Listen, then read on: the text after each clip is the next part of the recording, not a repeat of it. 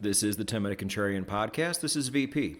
We are a solutions-based podcast, diving into the world of contrarian investing and alternative finance. You can find us hosted on the No Nonsense Forex YouTube channel, NoNonsenseForex.com, and podcast players everywhere. Episode 250, let's go, is brought to us by Apex Omni. Now look, I am not a privacy maxi, because I'm not a maxi in anything, and if I was a privacy maxi, my whole life would just be taking L's all day, just like being a libertarian. But I do think privacy is very important. I'm a privacy advocate, and Apex Omni Pro lets you trade and invest and earn yield in private, and anybody can use it, including my fellow Americans. This can be your trading platform. But what is special to you, if you click my link, is unlike everybody else in the DeFi world, literally everybody else, you are going to get your own customer service representative, along with all of the promos and giveaways you get with Apex Omni, just like you would on ByBit. Go down to the Apex Omni blog in the show notes. It's very short. Look it over. The link is right there. Sign up and get started, because with Apex Omni, trading is your business.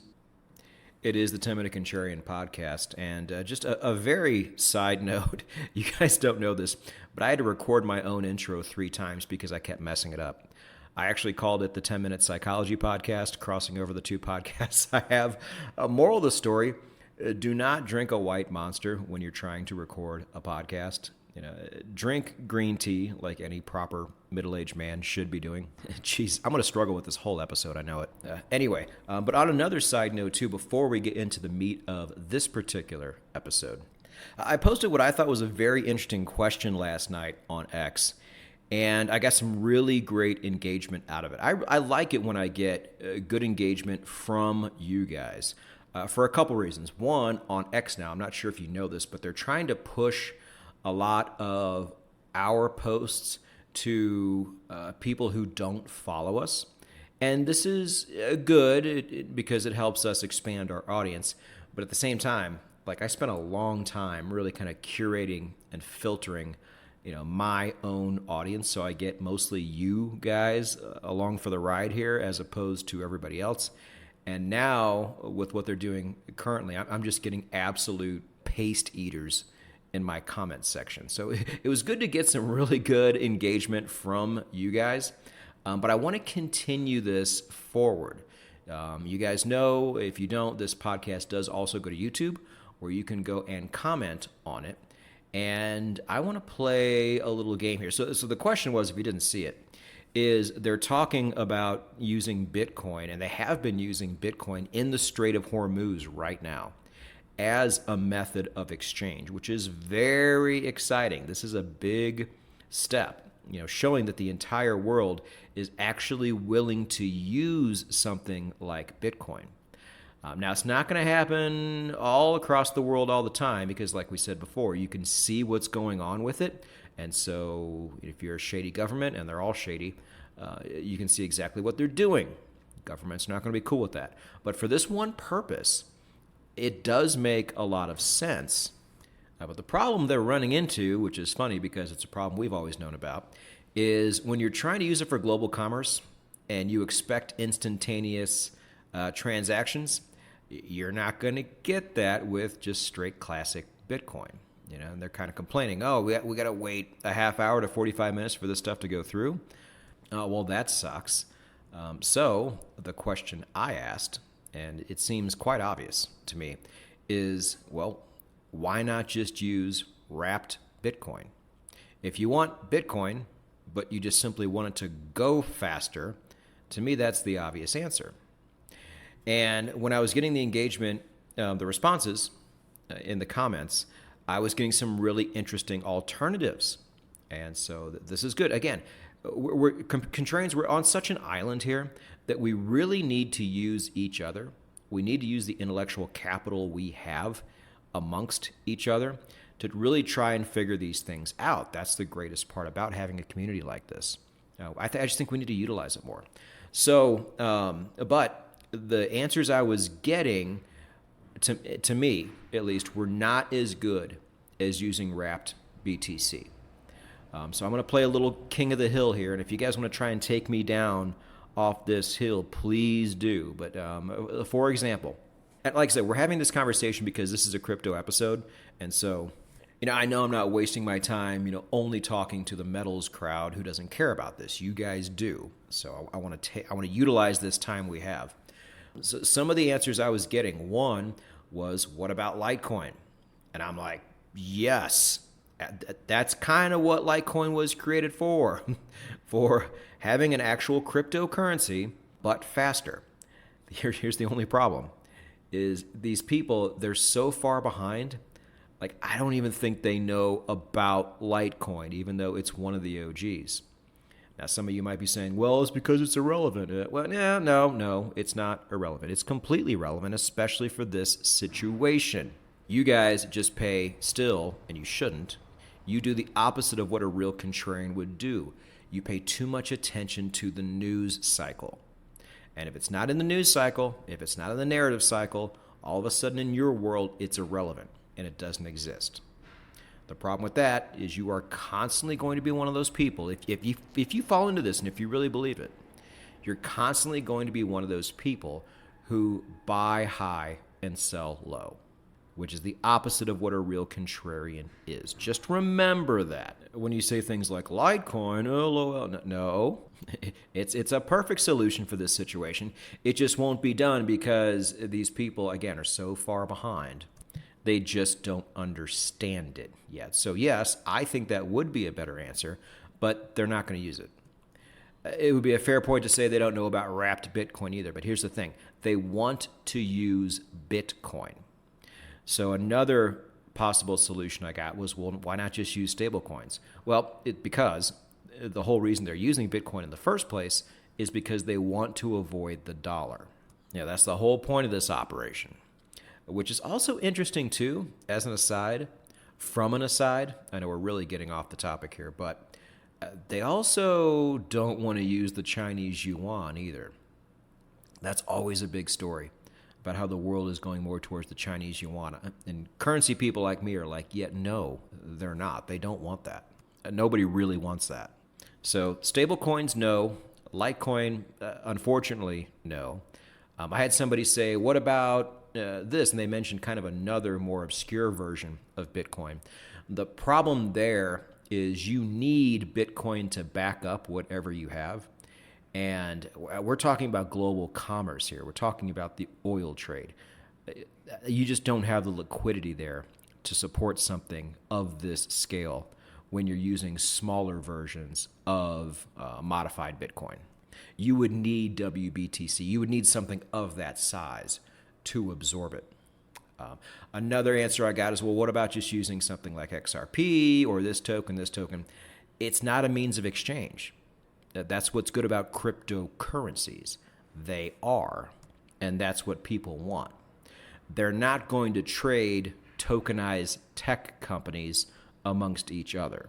I get it. These things are a lot faster, and you can use them that way. But again, that's not the main objective here. Don't forget the objective. Their objective is to use a neutral means of exchange, a cryptocurrency, that is neutral enough for the world to agree on. There is one answer that I haven't gotten yet that I feel like could be quite relevant here. And again, maybe I'll get it in the YouTube comments section. If you want to see how that conversation goes down, check in, spout off, comment. We'd love to have you. But we definitely need to move on from here and move into the Base ecosystem, which is Coinbase's native blockchain. And the reason you absolutely cannot sleep on this is because you just simply cannot ignore or sleep on Coinbase itself. It is so dominant and it is so well positioned to be one of the biggest players 5 to 10 years from now, when a lot more people are using the blockchain for their everyday finance. We might end up, I don't know, 5 to 10 years from now, having the blockchain be the primary source of finance for most people. We definitely know the younger generations are going to be doing it. It's all they're ever going to know. But I think what's great with Coinbase is it spans across multiple generations. to where I think maybe ecosystems like Solana would skew younger, which is certainly not nothing. But Coinbase is going to be that established choice within the blockchain itself.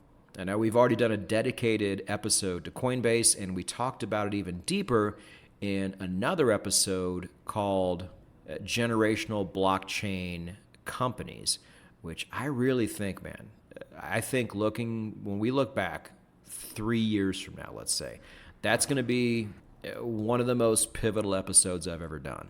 So if you want to look that one up, feel free, because yes, you can invest in Coinbase as a stock, ticker symbol COIN. And really for the purpose of this episode, that's a good place to start. We'll kind of go broad to narrow here. We're going to go all across the risk spectrum. And Coinbase is going to be where I think everybody should start and everybody should have some exposure. And I really like the fact, again, in getting to engage with you guys, the fact that so many of you are perfectly fine with going broad to narrow or just staying broad.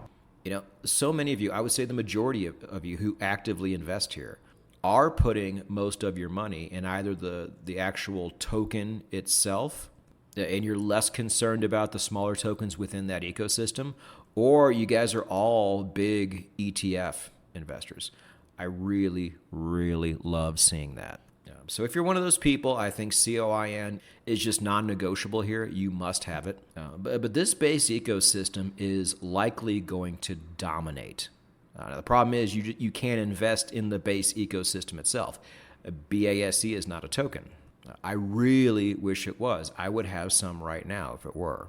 Because again, this Coinbase itself just has such a lead on everybody else within the United States alone. Like, is anybody talking about the Kraken ecosystem? No. The crypto.com ecosystem? LOL. No, there is one. It's that you don't know about it. I deal with crypto.com, so I'm aware of it. But that whole ecosystem's a joke. Base is legit, and it's being used a lot. And it will only continue to get used more. And so what's great is you can use the tokens within this ecosystem and not only speculate and look for even higher returns if you want them, if you want to go up the risk curve, but you get the backing and you get the beta of having these things be natively on Coinbase. You're not taking a chance trying to find the next hyperliquid.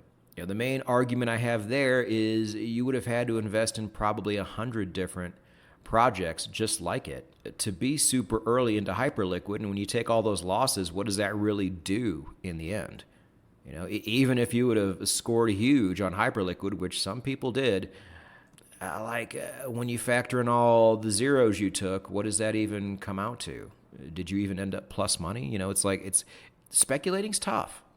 That's why I like having these built-in advantages. We here at the 10-Minute Contrarian podcast are still stewards of our downside. That's the greatest thing, is you can be both. You can be a speculator, but still be mindful of your own downside. And this is really where the game is won. And you have to think, when these younger generations have the money, or when they come of age and start making money and they want to get into these blockchain ecosystems and start making real yield, for example, or just have one blockchain for all of their finance, which is what most people are really going to want. They're not going to want to mess around with a bunch of different chains here. We might do that, but your average person's not going to want to mess with all that. They're probably, Base is going to be one of the top choices out there for sure, if not the top choice. And that really, really matters. I don't know why people don't consider this as a place that they should be putting their investable capital. But my God, why on earth wouldn't you? So again, we're going to keep going broad to narrow here in the base ecosystem. I'm going to keep it fairly introductory. We don't need to go super deep dive here, especially because I just wasted the first 10 minutes talking about Wrap Bitcoin and White Monster. But I think it is in everybody's best interest to pick an ecosystem that you like already, or you might just be interested in, or you think might have a very bright future, and start spending some time in it. Find out what they offer. Find out what looks like it's going to rise to the top rise to the surface over time, and then use it, for Christ's sakes. I am an avid DeFi user. I am getting a very good yield in several places. Now, an update on that.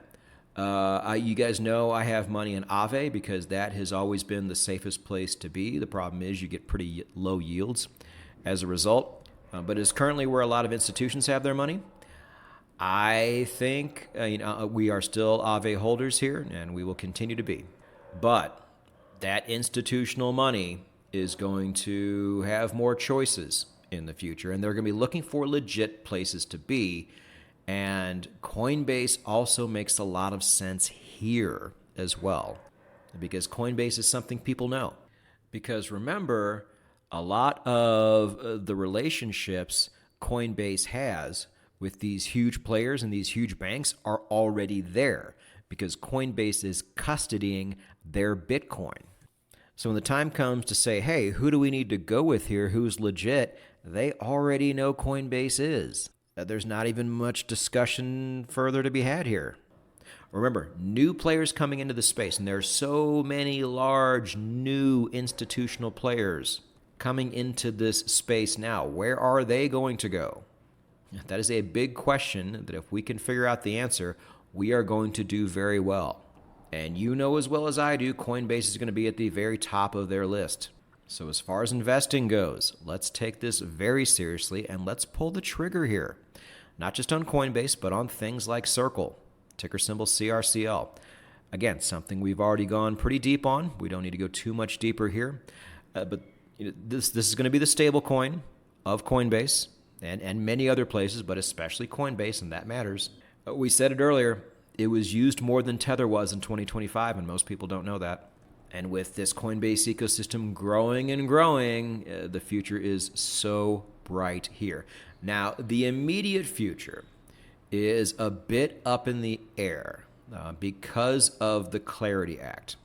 Now, I would recommend that you don't do what I do and stay on top of the Clarity Act with any type of regularity. It's kind of one of those wake me when it's over type of scenarios, but I can just tell you now that it has not passed yet. The reason why this is such a big deal is because the banks, their own future, their own livelihood is really at stake here. So they are throwing every single resource they have through their own lobbyists to pay off all of these dirty politicians, and they're all dirty, by the way, and get them to stop this yield from happening because they can't compete there. If they can't compete on yield, they also can't compete on lending, and their whole reason for existing and making money really starts to disappear.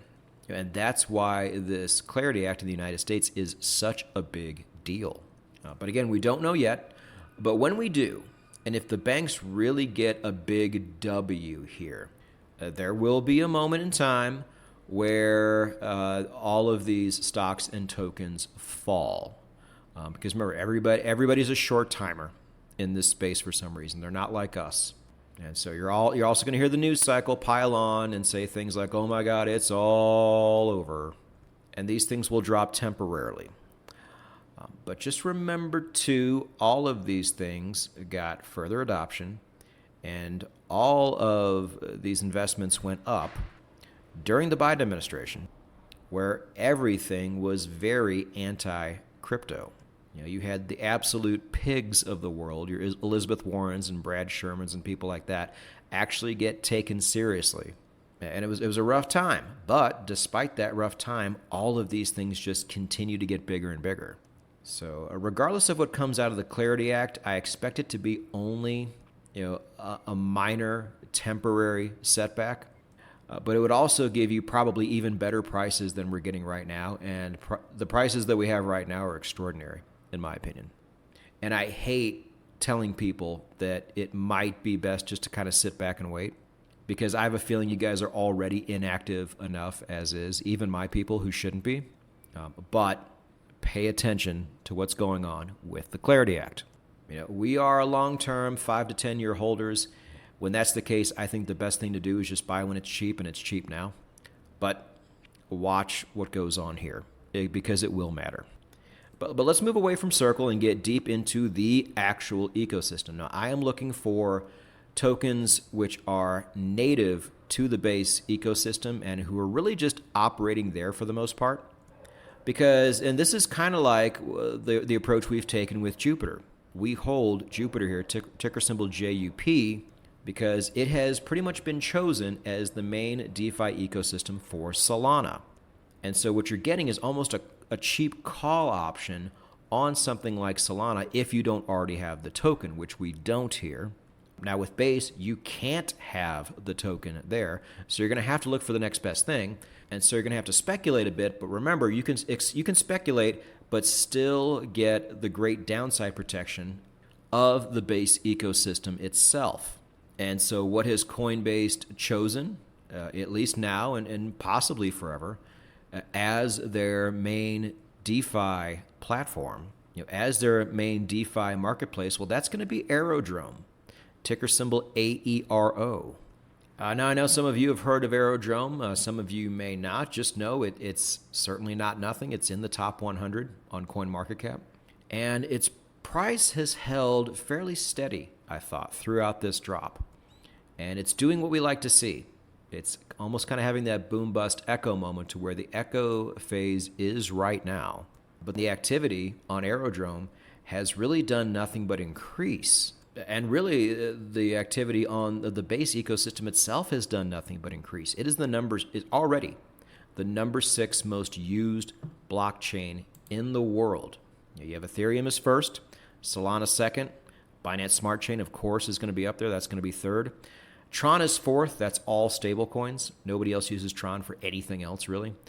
You have Bitcoin at number 5, which is nice to see. And then Base is right there at number 6. And it's only going to grow, because even during times like this, it's still growing.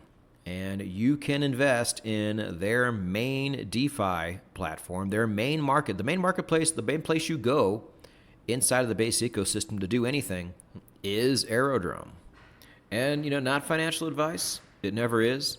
But at these prices, and to still get this much coverage inside an ecosystem that we can all agree is probably set up really well to succeed for a long time, I feel like this needs to be not just on your radar, but something you might want to pull the trigger on sooner than later. Now, what's interesting here is if you go up the risk curve a little bit, you're actually, in the eyes of CoinMarketCap, you're not even going up the risk curve, you're going down. But that's going to be with the main lending platform, the main native lending platform in the Base ecosystem, and that's going to be Morpho. Ticker symbol Morpho, MORPHO. Now, while Aerodrome sits at 97 currently on CoinMarketCap, Morpho sits at 64. Even though it is really a smaller part, it's actually a piece of Aerodrome in a lot of ways. But it is the main lending protocol, and it already does quite well. The one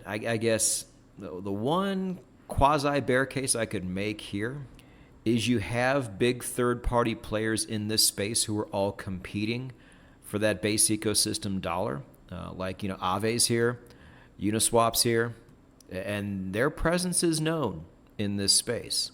But if you go to DeFi Llama right now and just click on Base and see what's going on there, Morpho is number 1 by far. Their TVL is 2.394 billion, to where something like Aave is going to be number 3 at 728 million. So again, we like investing in things with sizable leads already on the competition. We like best of breed here. Coinbase is already best of breed, and the question we're answering today is more, okay, what's best of breed inside those ecosystems? And Morpho is, and actually has been for a while. It's just for some reason most people haven't heard of it. But the real ones inside this ecosystem, they know.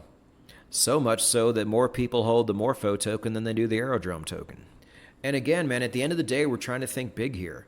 What are people going to do in the future? What are these younger generations going to do for their home loans, their auto loans, things like that? Are they going to go through banks? Well, some of them certainly are still. Yeah, but most of them are migrating towards better forms of finance. Simply things they just understand better. And this is going to be where they go. For something as important as a home loan, for example, They might go to the blockchain because that's what they understand, but they're not going to go to something small that most people haven't heard of. They're going to want established places, and that's what Coinbase is now, and that's what it's certainly going to be in the future. And when they go there, they're not technically going to go to Coinbase for a loan. They're going to go to Morpho, assuming that you would be right about this, and Morpho is going to be in the future what it is right now. So again, I think there's real potential here too. There's actually one main competitor in the native space here, and that's going to be something called Moonwell, ticker symbol WELL.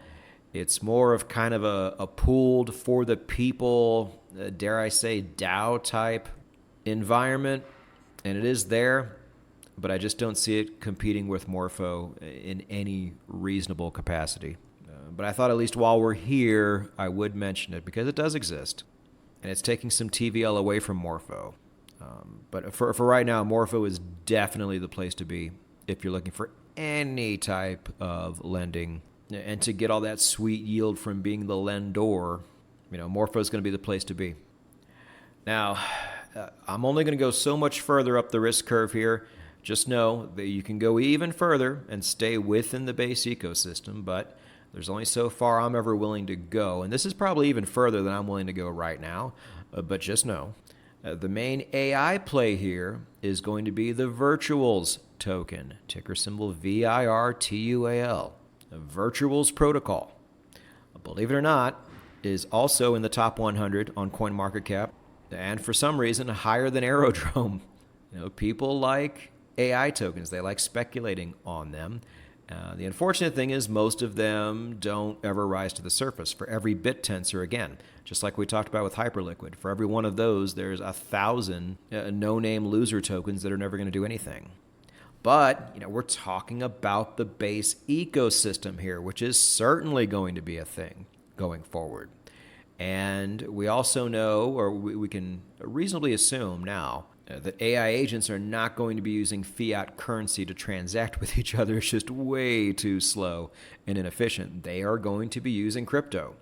If you like AI, you have to like crypto too, because they go hand in hand. And the possible future for AI agents is just so vast, I don't even think your average person can even conceptualize this. But if we end up in a world, and this, to me, this is quite probable, to where the main commerce going on is just AI agents going back and forth with each other, for their own benefit and ours.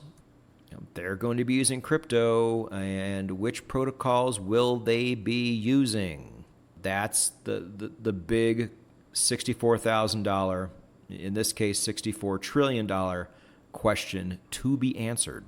Because if you're on board with whatever protocol that is, or whichever protocols are being used, I think you're going to be in a very, very good spot. And so that's why I am okay mentioning something like this in today's episode. Again, probably a bit too far up the risk curve for me right now, but something you should not ignore. What's going to be the main AI protocol for the largest blockchain company in the world? I would want to know what that is. I would want to put it on my radar. And maybe at these prices, again, we are in a golden period, contrarians, when it comes to crypto buys. This is it. You're in it. What will you do? Now, we got things like Chainlink and AVAX going under $10. Those are auto buys. I hate saying this because it's often not the case, but we might not see these prices for a long time again or ever. So we should have our money out, in my opinion, and we should be looking to buy. If anything, you should be paying attention to DeFi ecosystems that you think have a good chance of making it in the future. The main ones I pay attention to currently are Solana, Base, and just because I've been with them for so long, Cardano. Now, is the Cardano ecosystem going to make it going forward? I'm still pretty bullish on that. I did an episode on this back in December. But what I can tell you is I'm getting amazing yield by using that DeFi ecosystem, and I will continue to do so. And I have no problem telling you about it because I know only one or two of you are ever going to take action on something like this, so you're not going to mess up my pool. And it's mostly just going to be me getting all that sweet yield all the time with a very good and very functional DeFi ecosystem. So it serves two purposes. You get to know where the great opportunities are. You get to be early into the future of finance, and so you get to understand these things now as opposed to trying to understand them later when everybody else is trying. You get a big leg up there, and you get to earn great yield in the meantime.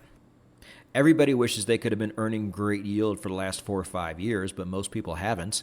And then now they're just too poopy pants to even try, even though they know 4 or 5 years from now they're going to really wish they did it. So just do it now.